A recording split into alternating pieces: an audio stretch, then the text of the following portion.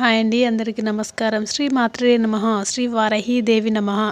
అమ్మవారి అనుగ్రహం అందరి మీద ఉండాలని, అష్ట ఐశ్వర్యాలతో తూలి తూగాలని మనస్ఫూర్తిగా కోరుకుంటూ ఉన్నాను. ఈరోజు మంత్రం వచ్చేసి ఏమిటి అంటే, ఈరోజు చాలా విశేషమైన రోజు. బుధవారం కామిక ఏకాదశి చాలా విశేషమైనది.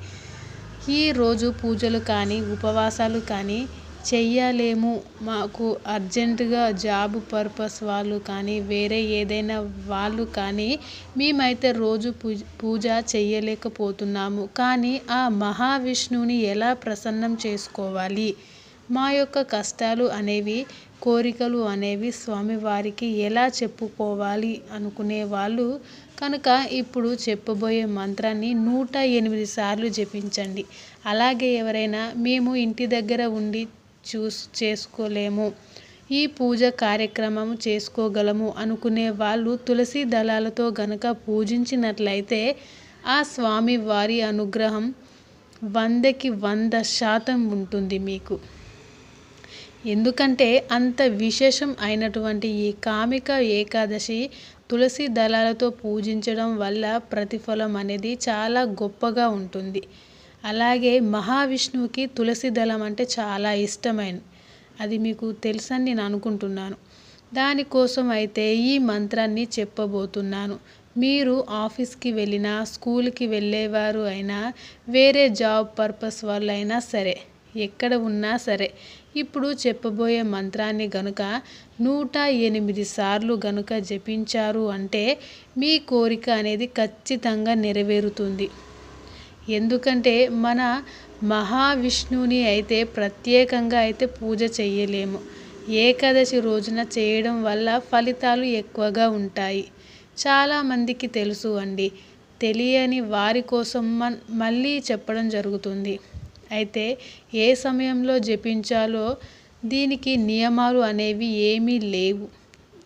మీకు నచ్చినప్పుడు మీరు ఎక్కడ కూర్చున్నా సరే ఈ మంత్రాన్ని జపించవచ్చు.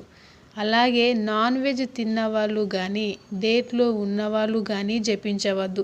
ఇది తప్పకుండా గుర్తుంచుకోవాలి మీరు. ఇది పూర్తిగా స్వామివారి దేవుని అనుగ్రహం కోసం కాబట్టి జపించకూడదు. కనుక ఆ మంత్రాన్ని అయితే నేను ఇప్పుడు స్క్రీన్పై స్క్రోల్ చేస్తూ చదివి వినిపిస్తాను. ప్రతి ఒక్కరు కూడా స్వామివారి కృపకు పాత్రులు అవుతారని, మీ యొక్క కోరికలను, మీ యొక్క ఆర్థిక సమస్యలు అనేవి తీర్చుకోవడం కోసం ప్రయత్నిస్తున్నారు అనుకుంటున్నా. ఇప్పుడు అయితే కనుక మరొక విశేషం చెప్పబోతున్నానండి.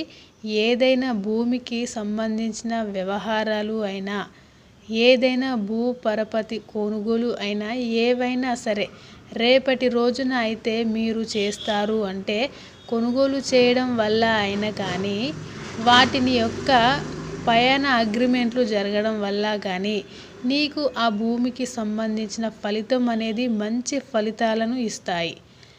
ఈరోజు అంత శక్తివంతమైన రోజు కాబట్టి, లేదా ఎవరైనా కోరుకున్నారు అంటే పయనం ఇంత అని డబ్బులు ఇచ్చి ఆ స్థలాన్ని మన సొంతం చేసుకునేందుకు కొంత డబ్బులు ఇవ్వడం అనేవి జరుగుతుంది.